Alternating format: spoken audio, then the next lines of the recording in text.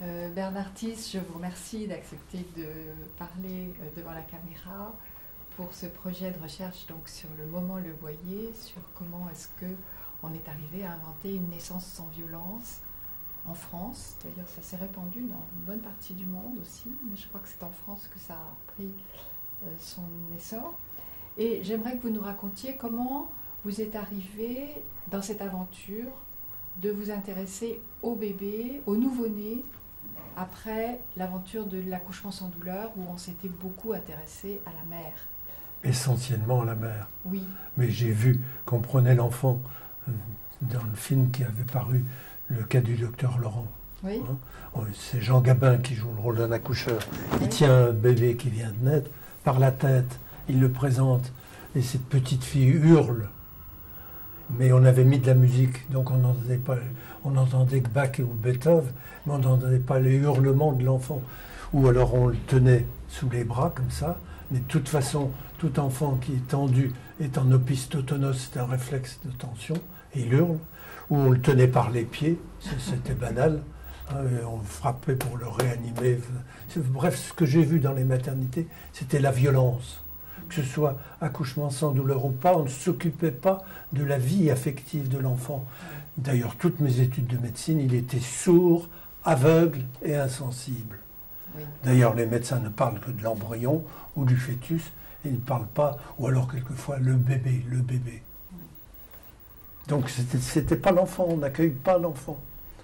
Et comment est-ce que vous êtes arrivé donc à vous rendre compte que l'enfant était important ?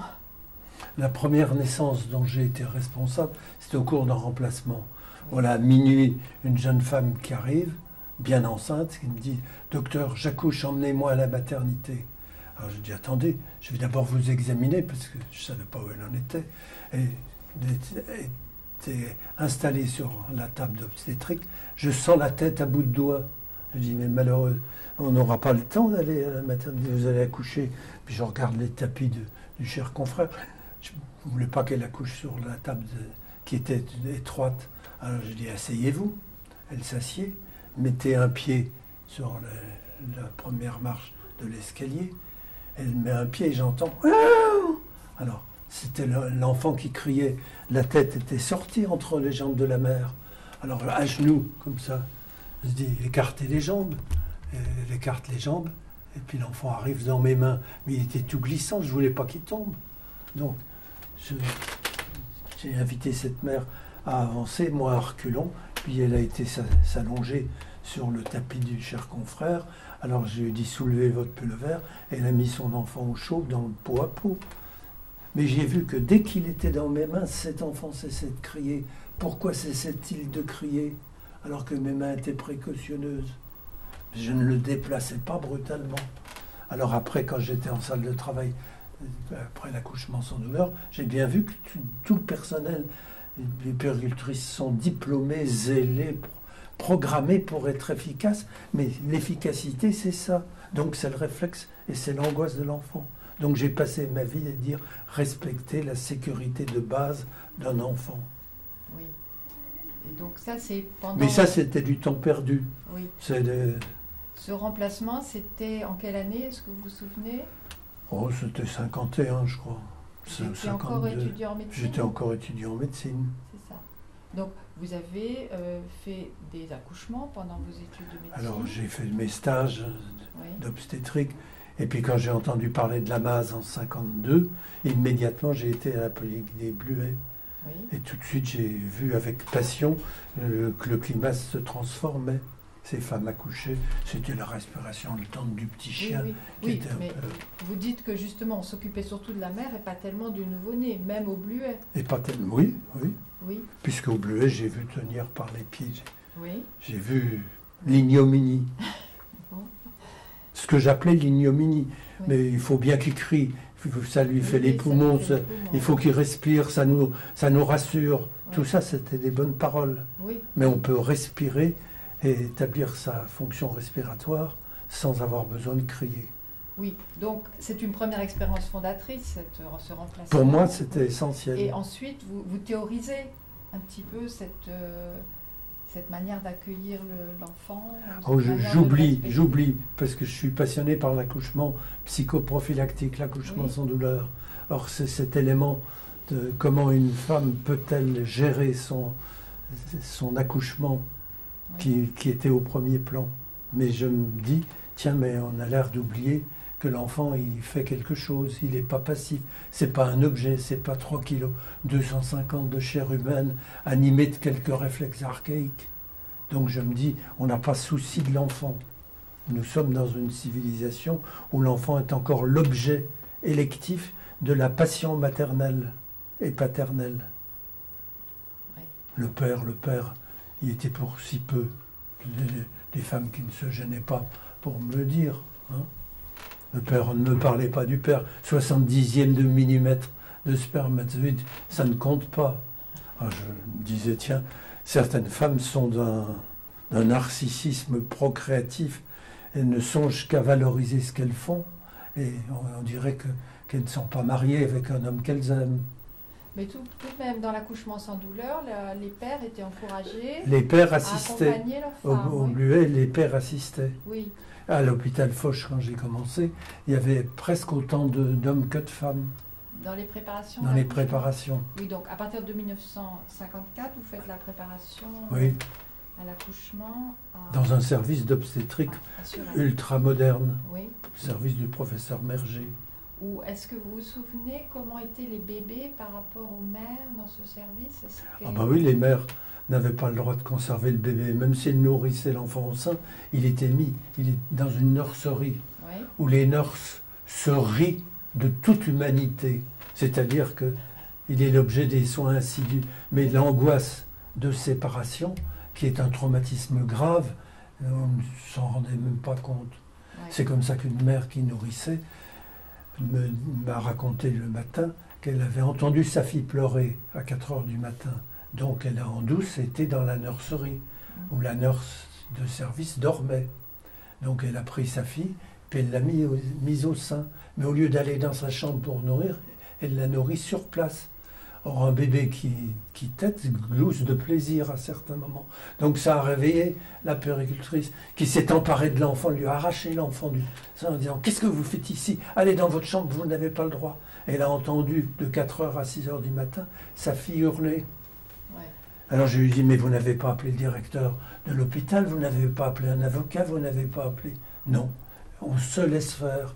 Donc depuis ce jour-là, je me suis dit « Il faut appeler les parents à la révolte contre la tyrannie médicale, contre une structure hospitalière scientifique qui aliène l'humain, qui le traumatise à notre insu.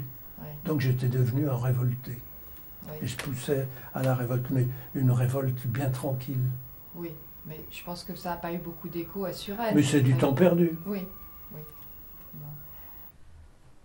Est-ce que vous pouvez nous parler de votre formation analytique et du rôle qu'elle a joué dans cette prise de conscience justement de la place du nouveau-né? Étant étudiant à Nancy, on ne m'a jamais parlé de la psychanalyse. J'ai jamais entendu le mot amour, ni le mot âme. Il n'y avait que le corps sécable et mesurable. Mais je lisais la revue Psyché, dans laquelle on parlait de Freud. J'avais appris que Freud avait été à Paris, chez Charcot, et qu'il était venu à Nancy, chez Bernheim. Donc je m'étais passionné pour l'hypnose et les travaux de Bernheim. Donc j'ai voulu faire une analyse. Il n'y avait pas d'analyste à Nancy. Je me suis dit, je vais venir à Paris. Mais à Paris, il fallait que je vive. Donc je me suis passionné pour la psychoprophylaxie, ce qui était une façon en même temps de satisfaire ma passion, mon désir, et en même temps une façon de vivre. Mais là, le présupposé pavlovien de la PPO était complètement contradictoire avec l'analyse. Mais bien sûr. Oui. Hein, une femme enceinte, c'est pas un chien de Pavlov qu'on conditionne. Oui. Ça m'apparaissait un peu infantile. Oui. Et donc vous avez eu des discussions passionnées avec les gens? Tellement passionnées que dans le premier congrès d'accouchement sans douleur à Strasbourg, j'ai commencé, 1963, oui. J'avais droit à 10 minutes pour parler, ce qui est bien court, mais j'avais à peine commencé par dire « le chien de Pavlov n'explique pas la psychologie de la femme enceinte » que clac, on m'a coupé le micro. J'étais au rouge. Et j'étais prié de partir. Alors j'ai quitté, j'étais furieux. Oui. Je me suis dit, mais c'est inadmissible. Hein, au nom de Pavlov, qu'est-ce qu'on ne fait pas? Mais ça, c'est... Et donc, les vous pratiques êtes réconcilié avec les gens de la PPO? Ah ben, un jour, mais bien sûr, je connaissais Velay, qui était un ami. Je connaissais. Alors un jour, je dis, si je pouvais savoir quel est l'enfant de salaud qui m'a coupé la parole au moment du congrès, et cet enfant de salaud m'a dit, c'est moi. C'était à Ercilly, qui, au nom du pavlovisme, se sentait obligé de faire respecter l'orthodoxie. Oui. Alors moi, je bondis quand on... Oui, alors, votre intérêt justement pour le nouveau-né, et les découvertes que vous faites sur sa sensorialité, sur le fait qu'il peut s'apaiser si on le prend... c'est pas accueilli du tout. Oui, quand en salle de travail, voilà, une amie de ma femme vient de mettre au monde son enfant, il est midi, donc elle n'est pas sous les cialytiques. L'enfant est entre les jambes, et je dis bonjour, bonjour, oui. Puis j'incline la tête, l'enfant me sourit. Mais la nurse le prend, elle déplace pour lui attacher son bracelet d'identité, il hurle. Et puis il s'en va chercher quelque chose, je reviens près de l'enfant, que je ne quitte pas. Ah, tu sais, les femmes, quand elles sont pressées, ça valse quelquefois. Et puis immédiatement, comme je lui parle, il me sourit, mais je lui parle à 10-20 cm. Tandis que la nurse, elle le tient à distance. Et puis elle le manipule, elle le frotte, il hurle. Pendant tout le temps, il était dans les mains. Puis quand enfin, il est déposé dans son berceau, je reviens. Et puis je dis, mon pauvre vieux, c'est une aventure. Mais t'en fais pas ça. Puis je repars et de nouveau sourire. Alors, descendant à la cantine de l'hôpital, je rencontre un confrère obstétricien à qui je raconte le sourire de la naissance. Il dit, mais mon pauvre petit, t'es fou. C'est pas vrai, tu te fais des illusions. Moi, je dis, je te l'affirme. Mais j'ai jamais vu un enfant sourire. Mais tu ne t'es pas donné les moyens de sourire. Écoute, ne continue pas à me parler du sourire de l'enfant. Je t'emmène à Sainte-Anne. J'étais fou pour lui. Et d'ailleurs, 3 mois après, je suis invité à Lyon par je ne sais plus quel patron qui me demande de parler de l'accueil de l'enfant. Et quand je lui parle du sourire de l'enfant, il me dit, ce n'est pas vrai, vous mentez. Je dis, monsieur, je vous affirme. Puis il avait un livre d'obstétrique, il me tape sur le crâne un grand coup. Il m'assomme, monsieur, jamais aucun enfant ne vous sourira si vous l'accueillez comme vous êtes en train de m'accueillir. Alors toute la salle se met à rire, mais je m'étais fait un ennemi de plus. Il ne faut pas être en avance sur son temps. Alors justement, il faut faire comme les moutons qui se suivent les uns les autres. Si le bélier avance... Donc, parmi vos ouvrages importants, vous écrivez en 1960 La psychanalyse, science de l'homme en devenir, où vous parlez du nouveau-né, de la nécessité de respecter la sécurité de base de l'enfant, du traumatisme de la séparation. Vous faites déjà la distinction entre accouchement et naissance dans cet ouvrage? Vous vous en souvenez ou pas? Pas nettement. Non. Et c'est justement parce que je le regrette qu'au bout d'un certain temps, longtemps après, je balance un autre livre qui s'appelle Naître, en 1972, dans lequel je développe très précisément la différence qu'il y a entre accoucher, c'est l'acte que réalise la mère, et la naissance, ce que réalise l'enfant. Oui, donc l'enfant est actif Il est dans le processus très actif. de naissance. Mais ça tombe, c'est lu par quelques analystes, mais très peu. Et très peu d'obstétriciens, ça n'a aucun effet. Ça tombe un coup d'épée dans l'eau. Vous en avez très peu vendu, cet ouvrage, vous savez? Non, il est épuisé, mais c'est pas ça, ça n'a pas déclenché quelque chose. Et je me suis rendu compte que seul je ne pouvais rien faire. Oui. D'où nécessité de créer un groupe de travail à la mairie de Bologne, avec Monique Stéphan. Et on avait envoyé une lettre qui commençait par Vita Nova Incipit, une référence à Dante, dans lequel j'invitais tous mes amis à venir se passionner, étudier ensemble, alors des vétérinaires aussi bien que des obstétriciens, tous ceux qui s'occupaient du tout petit. On avait projeté de discuter du livre de Janoff sur le traumatisme de la naissance, et on devait se réunir autour de Frédéric Le Boyer, qui venait de faire paraître son livre c'est ça. Pour une naissance sans Voilà. violence. Là, on est en 75. 75. Voilà, et l'ouvrage de Le Boyer est de 74. 74. Et il a eu, lui, un immense succès. Alors immédiatement, Oui. succès, et il s'est fait ramponner de tous côtés par les obstétriciens. C'est un déchaînement, c'était un lynchage. Oui, alors, On me téléphonait en me disant comment tu soutiens quelqu'un. Il a tué son père et sa mère, il est rayé du concert de l'ordre. C'est fou ce que j'ai pu entendre de ce déchaînement sur le comment est-ce Frédéric. qu'on a pu dire qu'il avait tué son père et sa mère? Mais je ne sais pas. Vous savez pas, il y Mais avait- c'est la passion. Ouais. Il soulignait que l'enfant, il ne se référait pas à ce que j'avais écrit et dit. Hein, il se référait à l'Inde et au message de l'Inde, Oui. à la flûte indienne, à Bouddha. Enfin, il y avait quand même des photos d'enfants Mais d'ici. En c'est train ça de le sourire. génie Oui, c'est qu'il a utilisé l'image. oui. Or, à l'image, tous les cœurs, ils sont sensibles. Il avait de merveilleuses têtes d'enfants qui s'apaisent quand ils sont dans le bain. Mhm. Oui. Alors, justement, est-ce que vous pourriez nous raconter comment vous avez rencontré Le Boyer? Parce qu'en fait, 72, vous publiez Naître. Pendant ce temps-là, Le Boyer était en train, dans son coin, si je puis dire, de faire ses expériences Oui. aussi sur un accueil différent du Oui. nouveau-né, mais vous ne vous connaissiez pas. Non. Alors, comment est-ce que c'est fait Alors, la rencontre? Quand son livre a paru, les journaux en ont parlé. Oui. Alors tout de suite, Vous j'ai ne l'avez acheté. pas rencontré avant que le Non. livre paraisse? Non, non, non, Par non. Daniel Rapoport? Non. Parce qu'en fait, il est allé chercher Daniel Rapoport pour lui demander de Oui. faire des Et c'est évaluations des oui, bébés qui étaient nés tu as avec raison. sa méthode. C'est Daniel qui m'en avait parlé. Oui, Et c'est pour ça qu'on voulait se réunir autour de son livre, oui, avec lui. voilà. Mais il n'est pas venu.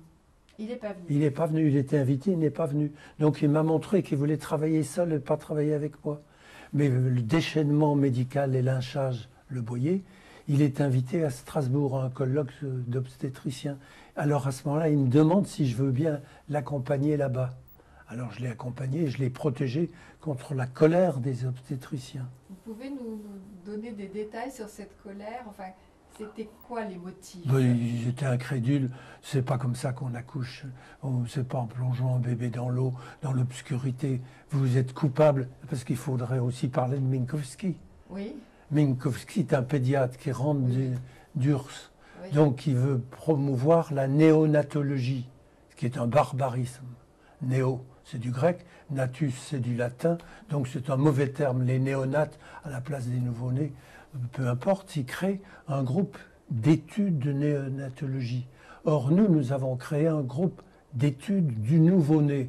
Oui. Donc le Conseil de l'Ordre, alerté par Minkowski, me contacte et me demande d'aller les voir. Et me disent, vous n'avez pas le droit de vous appeler le GEN, groupe d'études du nouveau-né, parce que vous gênez le professeur Minkowski, puis vous prenez les initiales.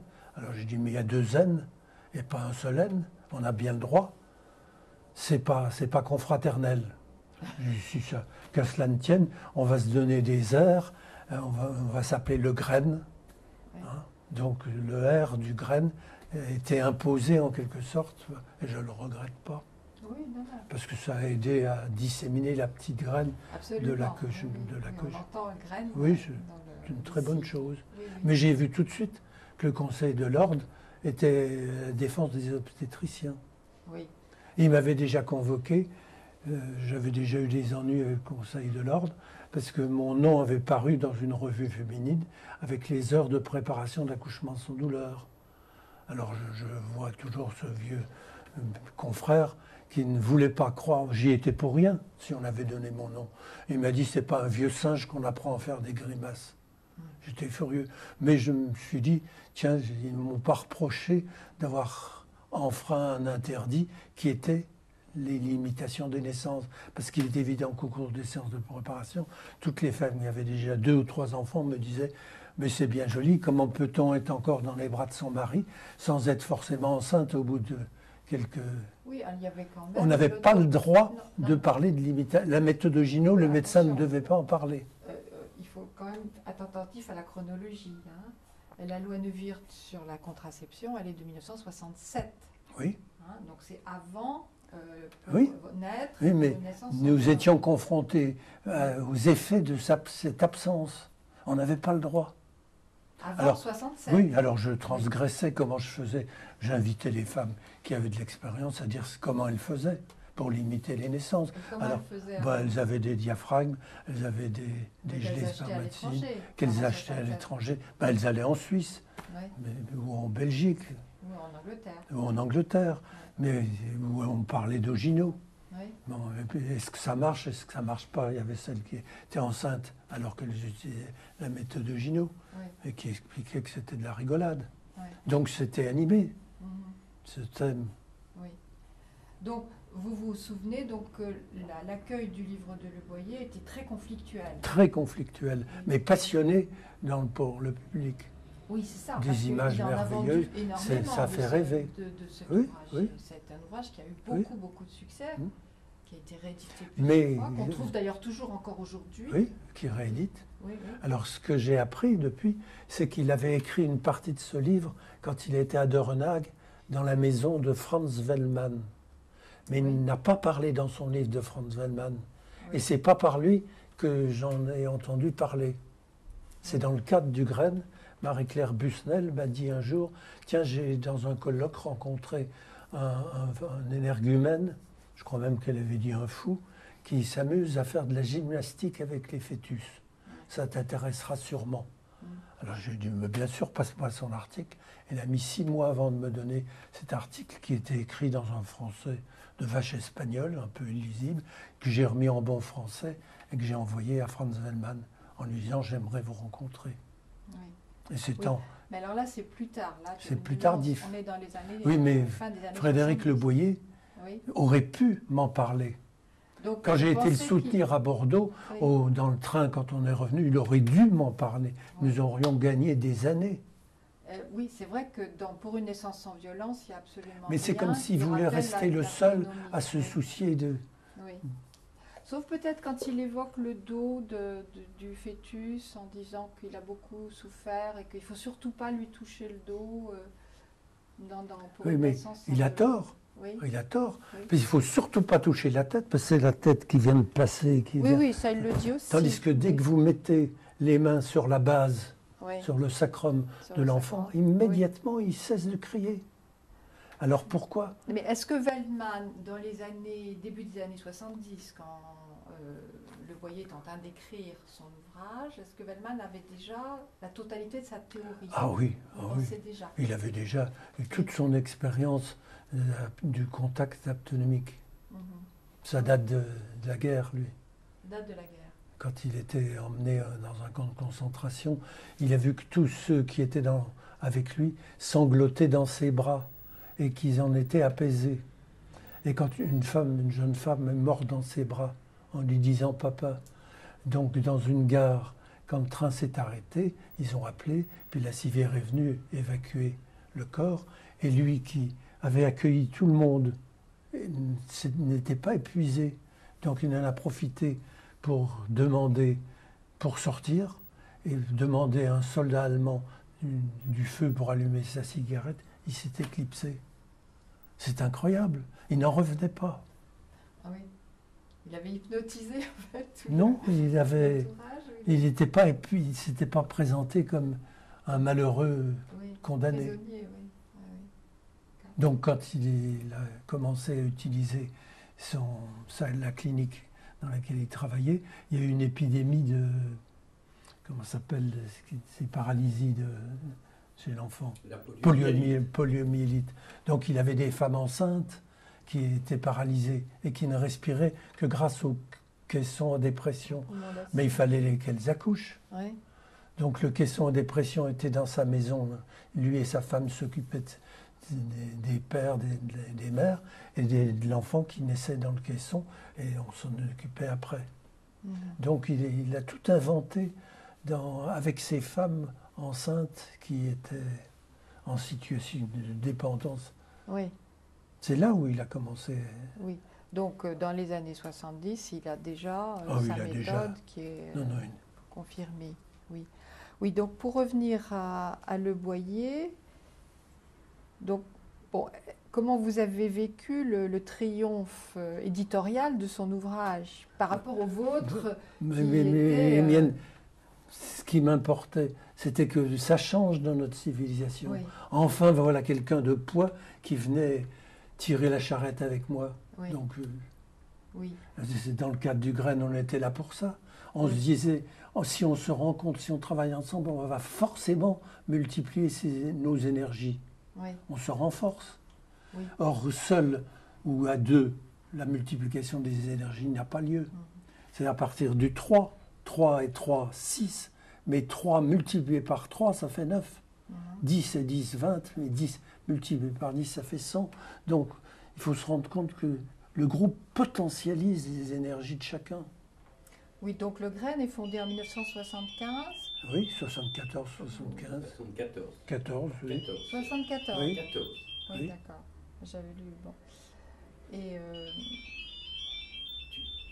Ma femme va répondre au téléphone. donc est-ce que vous pouvez nous raconter un petit peu sur quel principe est fondé ce groupe? Il est un peu informel au départ ou est-ce qu'il est, il a des C'est tout règles? à fait informel. Il y a Étienne Herbinet Oui, ça, et je sais, Marianne je Herbinet. sais. Oui, Il y a Michel Audin, oui, Pithiviers, oui, parce que Oui. c'était oui, oui, un élève de Frédéric Le Boyer qui essayait Il a été d'utiliser. élève de Ah oui, Audin, oui. il est en grande